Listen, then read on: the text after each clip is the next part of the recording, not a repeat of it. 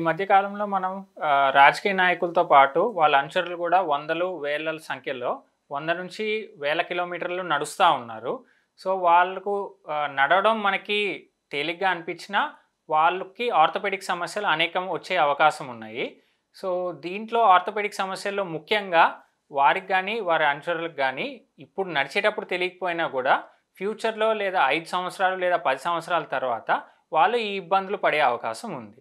ముఖ్యంగా ఆర్థోపెడిక్ సమస్యల్లో ముఖ్యంగా మనం మాట్లాడుకోవాల్సింది ఈ ఎక్కువ దూరము ఈవెన్ సర్ఫేసెస్ కాకుండా రాళ్ళల్లో, దాంతోపాటు గుంతలు ఉన్న రోడ్ల మీద లేదా ఈవెన్ ఫ్లాట్ ఈవెన్ సర్ఫేస్ మీద నడకపోవడం వల్ల మోకాళ్ళ మీద ఎక్కువ ఒత్తిడి పడి తద్వారా మోకాళ్ళలో ఉన్న వాషర్లు అంటే మెనిస్కస్లు టేర్స్ రావడము, మోకాళ్ళలో ఉండే లిగమెంట్స్ అంటే స్నాయువులు డ్యామేజ్ అవ్వడము, దాంతోపాటు కార్టిలేజ్ ఏదైతే మృదులాస్థి ఉందో అది అరగడం స్టార్ట్ అవ్వడము, దాంతోపాటు ఇంకా వేరే ఏదైతే నొప్పి రావడము, వాపు రావడము, ఇది మెయిన్గా మోకాలు ఎఫెక్ట్ అయ్యే ఛాన్స్ చాలా ఎక్కువగా ఉంది. మోకాలు తర్వాత ఎక్కువగా ఎఫెక్ట్ అయ్యే భాగము వెన్నుపూస. సో, నడుములో కానివ్వండి లేదా మెడలో కానివ్వండి, వెన్నుపూస ఏదైతే ఉందో స్పాండిలైటిస్ చేంజెస్ రావడము, లేదా ఒకవేళ డిస్క్ ప్రాబ్లం ఆల్రెడీ ఉంటే కనుక డిస్క్ జారి నరం మీద ఒత్తిడితే దాని ద్వారా వాళ్ళకి నడుము నుంచి కాళ్ళకి తిమ్మిర్లు రావడము. సో, ఈ సమస్య కొద్ది దూరం నడిచిన తర్వాత అలసిపోయిన తర్వాత కండరాలన్నీ వాళ్ళు కొద్దిగా వంగి నడుస్తారు. సో, మాల్ పోస్చర్లో నడవడం లేదా రాంగ్ పోస్చర్లో నడవడం వల్ల కూడా వాళ్ళకి మోకాళ్ళతో పాటు నడుము మీద ఒత్తిడి అనేది ఎక్కువ పడతా ఉంటుంది. నెక్స్ట్ వచ్చేసి వాళ్ళకి ఒళ్ళు నొప్పులు రావడం జరుగుతుంది. దాంతోపాటు ఈ ఫైబ్రోమయాలజీ అంటే కండరాల్లో నొప్పులు రావడము, వాపులు రావడము, ఒళ్ళంతా తిమ్మిర్లు రావడము, చేతులు కాళ్ళలో తిమ్మిర్లు రావడము. సో, ఇలాంటి ప్రాబ్లమ్స్ అన్నీ ఎక్కువగా వస్తూ ఉంటాయి. మెయిన్గా మోకాళ్ళ తర్వాత కాళ్ళ మీద అంటే ఈ మనం షిన్ స్ప్లిన్స్ అంటాం, కాళ్ళ మీద, దాంతోపాటు కాళ్ళ వెనకాల ఉన్న కండరాల మీద, దాంతోపాటు హీల్ అంటే ఈ మడం పైన కండరం ఏదైతే ఉందో అది వాయడము, దాంతోపాటు పాదాల్లో ఉన్న ఒక ప్లాంటార్ ఫేసి అనే పొర ఉంటుంది అది కూడా వాయడము.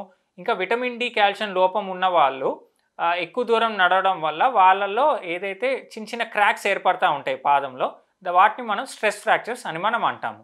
సో, ఇన్ని సమస్యలు ఉన్నాయి అని వారికి ఎవరికి అవగాహన లేక వీటిని ఈ ఆర్థోపెడిక్ సమస్యలు వారిని వెంటాడుతూ ఉంటాయి. సో, ఇవి రాకుండా ఉండాలంటే ఏం చేయాలి? సో, పాదయాత్ర స్టార్ట్ చేసే ముందు 1 నుంచి 2 నెలలకు ముందు ఒక స్పోర్ట్స్ సర్జన్ లేదా ఆర్థోపెడిక్ సర్జన్ని దాంట్లో ఎక్స్పర్ట్ ఉన్న వాళ్ళని సంప్రదించి వాళ్ళు తగు ప్రికాషన్స్ తీసుకోవాల్సి ఉంటుంది.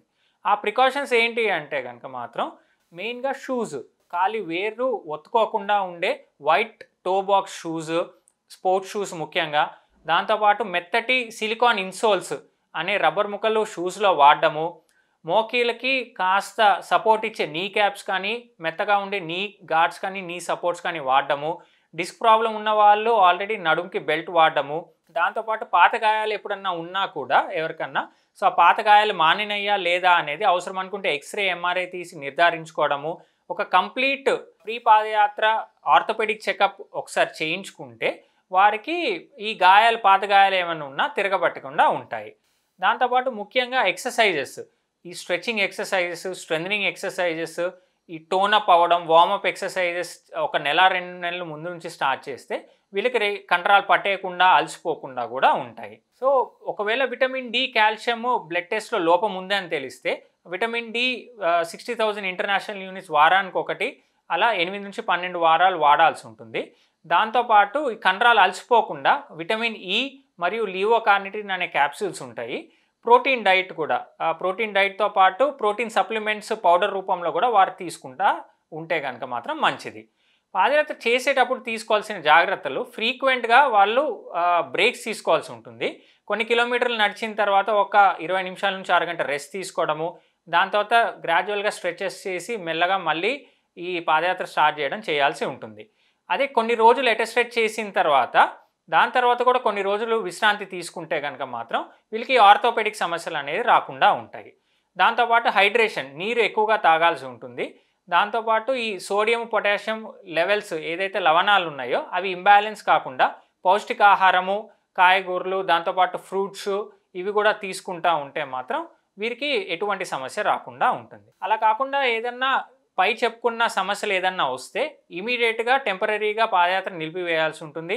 దాంతోపాటు నొప్పికి non steroidal anti inflammatory drugs, physiotherapy, ఈ ఫిజియోథెరపీలో కూడా ఎలక్ట్రోథెరపీ, దాని తర్వాత స్ట్రాపింగ్, ఇలాంటి పద్ధతుల ద్వారా వాళ్ళకి తాత్కాలికంగా ఉపశమనం లభిస్తుంది. సో మెయిన్గా వారితో పాటు నడిచేటప్పుడు ఒక దీంట్లో ఎక్స్పర్ట్ అయిన స్పోర్ట్స్ సర్జన్ని కూడా వెంట పెట్టుకుంటూ ఉంటే మాత్రం వారికి ఈ ఎటువంటి సమస్యలు వచ్చినా కూడా ఎర్లీ స్టేజ్లోనే వాళ్ళు డిటెక్ట్ చేసి ఫ్యూచర్లో వాళ్ళు ఇబ్బంది పడకుండా జాగ్రత్తలు తీసుకోవడం ద్వారా వీరి సమస్యలు రాకుండా బయటపడవచ్చు.